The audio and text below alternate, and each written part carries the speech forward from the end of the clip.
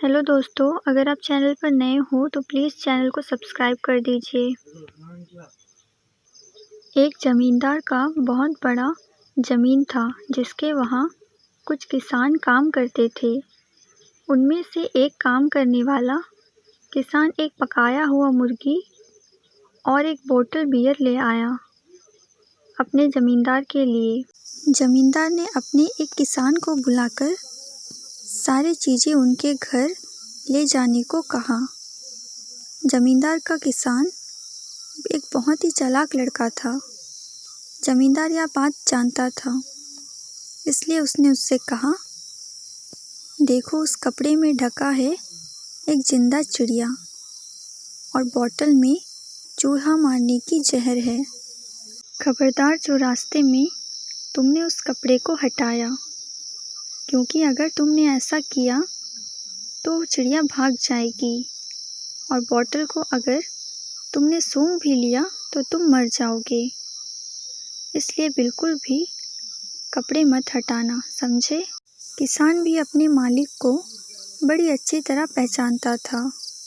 रास्ते में उसने एक आरामदेह कोना ढूंढा और बैठकर भुना हुआ मुर्गी खा गया और उस बोतल में जो बियर था वह भी सारा पी गया, एक बूंद भी नहीं छोड़ा।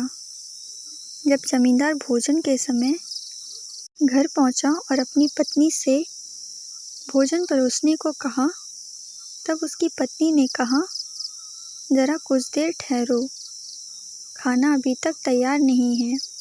ज़मींदार ने अपनी पत्नी से कहा, मैंने जो मुर्गी और बियर की बोतल किसान के हाथ भिजवाई थी वही दे दो, वही काफ़ी है।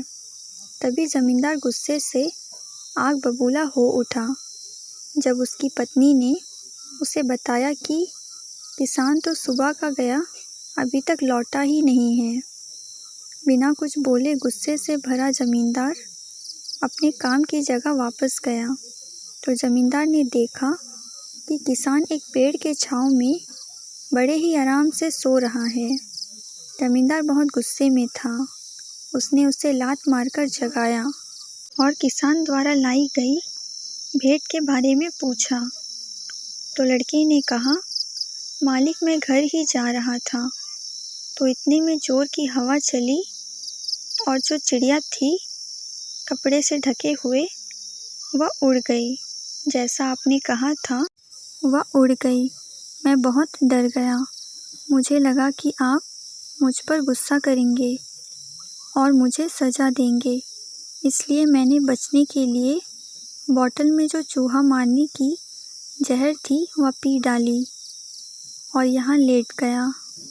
मैं तब से यहाँ लेटा लेटा मौत के आने का इंतज़ार कर रहा था, पर मालिक शायद मेरी मरने का समय अभी नहीं है, इसलिए मैं अभी तक जिंदा हूँ। इस तरह से किसान ने अपने मालिक को ही बेवकूफ़ बना डाला। Thanks for watching friends.